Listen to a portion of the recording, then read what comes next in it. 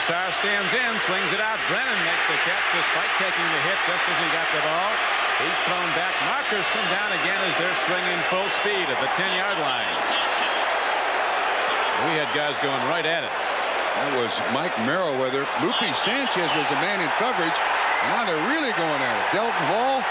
Just like we like it here in Pittsburgh. When the Steelers hook up with the Browns, you can't help this. It happens every game. That's Delton Hall and Webster Slaughter. Now an official on the field. Somebody's going to watch the rest of this game, not play. Hey, Delton Hall is being now advised in no uncertain terms by his teammates, but it might be too late. He might be out.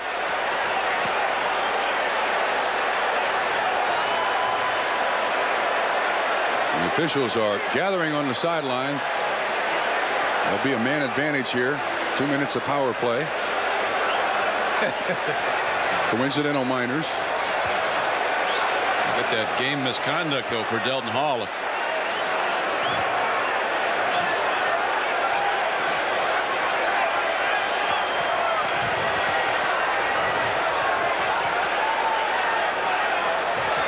Big play, though, by Lupe Sanchez, keeping Brian Brennan from getting the ball to that first down marker. And then near side of the field, a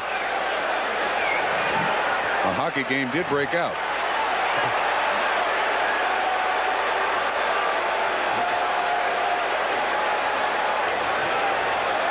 Bob Costas will be further reviewing the playoff implications when this game is over, so stay with us. But coming in, if the Cleveland Browns, as you know, won it, they win the division. We'll get to that in a moment. Here is the referee, Dick Hantak. If they lose, though, there's a very good chance they'd have to go to Seattle if the Seahawks win tomorrow at Kansas City, and that's not a good place to win a game at the Kingdome. We had unsportsmanlike on number 74 on the offense. We also had unsportsmanlike on the defense. Those two penalties offset. Later, we had unsportsmanlike on number 35, Pittsburgh. We will penalize half the distance. First down. Well, I'll tell you one thing. You talk about a hot bunch of guys. That Steeler defense. Browns are first and goal at the 4. I wouldn't want to have to run into those Steelers right now. Paul Farron Anytime. talking to Marty Schottenheimer and Chuck Knowles saying, wait a minute, how do they make yards on this? There's Farron. After the dead ball, there was another personal foul and sportsmanlike conduct call. Personal foul, half the distance, automatic first down. Well, the thing is that Hall, even though he's coming out, is still in the game, has not been thrown out. There's Dick Hantak over talking to Chuck Knoll. They always seem to get the second guy. Whoever threw the first punch, and I think it might have been Webster Slaughter, Hall on the retaliation is the guy who gets the penalty called on him. Now, he's not thrown out of the game. They've gone to the goal line defense, the Steelers have, so he's still in the game. But that's 2 big penalties now on Delton Hall. 1 to the head in this drive. Ended up being a 15-yard unsportsmanlike conduct, and now this one half the distance to the goal. Are we reviewing again?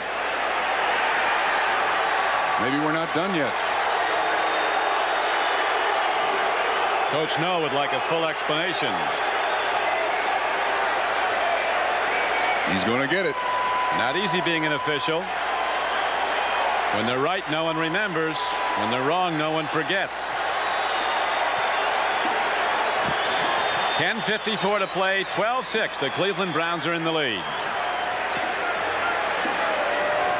This telecast is presented by authority of the National Football League and is intended for the private use of our audience. Any rebroadcast or other use of this telecast without the express written consent of the Pittsburgh Steelers and the National Football League is prohibited.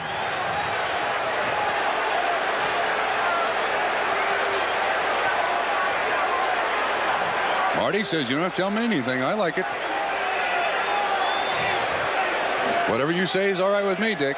No problem. We have an additional penalty against Pittsburgh. Number 35 is ejected. Whoa.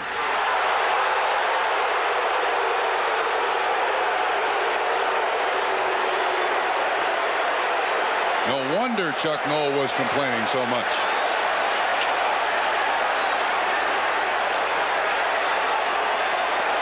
Delton Hall is history. He's out. And the Browns, when we do resume play, will have it first and goal at the 4-yard line.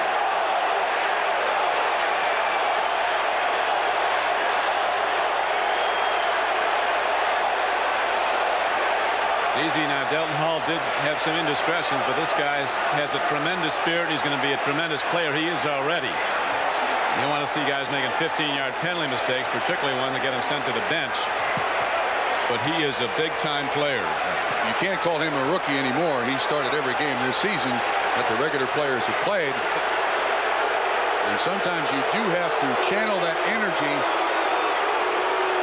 in the right way, not the wrong way. Now we got an official going to the sideline to talk on the phone.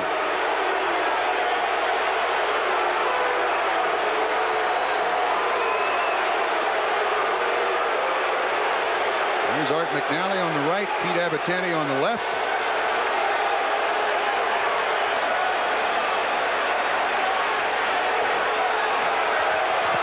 Now they want somebody else on the phone. I guess it wasn't for him.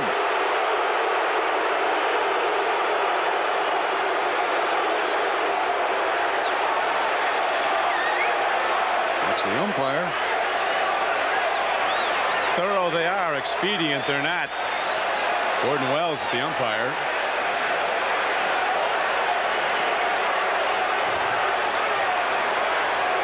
So at the moment it stands 12-6.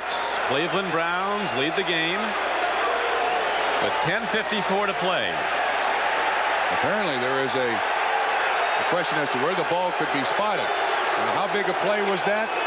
Remember, that was a 3rd down and goal.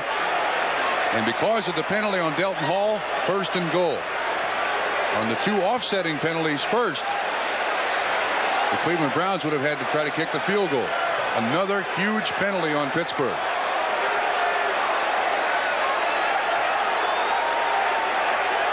Talking about where the ball should be spotted.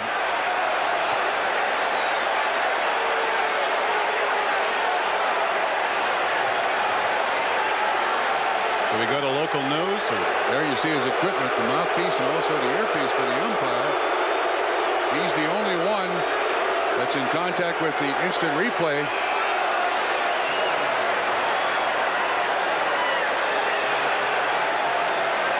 This is going to be a post-possession foul. So from the point where the ball was down, it'll be half the distance to the goal. 1st and goal, Cleveland.